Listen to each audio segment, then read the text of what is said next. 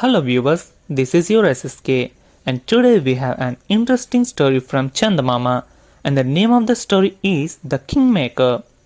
The king of Bilaspur spent all his time in nothing but luxuries. As a result of this, while he was middle-aged, his hair became white, his face wrinkled and his joints weak. These indications of old age made the king very anxious. He sent for his physician and asked him, "Can you cure me of this old age and restore my youth? I shall reward you to your heart's content." The physician said, "O king, I know the secret of eternal youth. In 6 months I shall make a new man of you." It was announced all over the kingdom that the king was about to retire for 6 months. The physician ordered then an underground chamber should be built for the king away from the city. The king entered this chamber, which was always kept completely dark. Except the physician, no one could enter it. The physician went on administering all sorts of medicine to the king, but the only effect they had on king was to make him still more old. Soon he developed some illness and died a miserable death. The physician promptly buried him in that very chamber so that no one knew of king's death. Then the physician began to search for the highways for a youth who had some resemblance to the dead king. One day thou found is such a youth. The physician said to him, "If you obey me and do as I tell you, I can make you king." The youth agreed. The physician brought him to the dark chamber and told him all about the king and his death. Then he sent word to ministers and officials of court to come and visit the king. When the ministers and officials came, the physician told them, "The king is still under treatment, though he is now considerably younger than before. You will have to meet him in total darkness. I suggest that you go into him one by one, among yourself by name and position.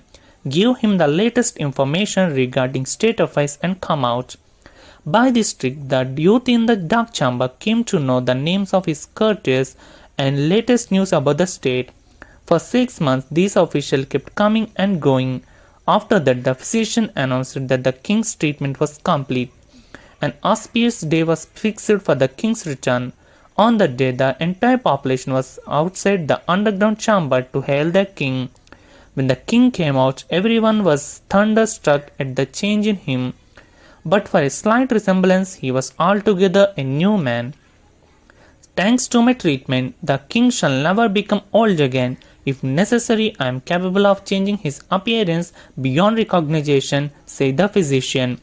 This was a treat to the young man who was pretending to be the king. The young man alone understood the threatening.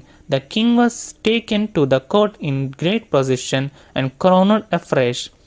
The courtiers named him Ajara, which means one who had defeated old age.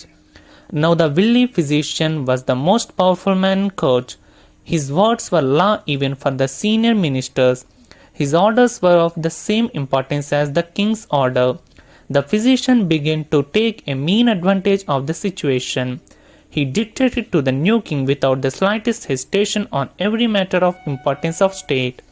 The new king tolerated the physicians very patiently for a long time. Then he called him alone and said, "Your behavior is not proper. Since you have made me king, you may order me as you please, but you should not interfere with the ministers and other officials. Power was already gone to your head. When I do not care a fig for you, it is likely that I shall care for your ministers and other menials. It is wiser for you not to forget that I have made you who you are," said the physician in a rage. The king replied, "You are a wily man. It was foolish of me to have received help from a rogue, but it will be much more foolish to be grateful to you for such help." So saying, the king took out a dagger and stabbed the wily physician to the heart. Later, King Ajara ruled the land happily for a long time.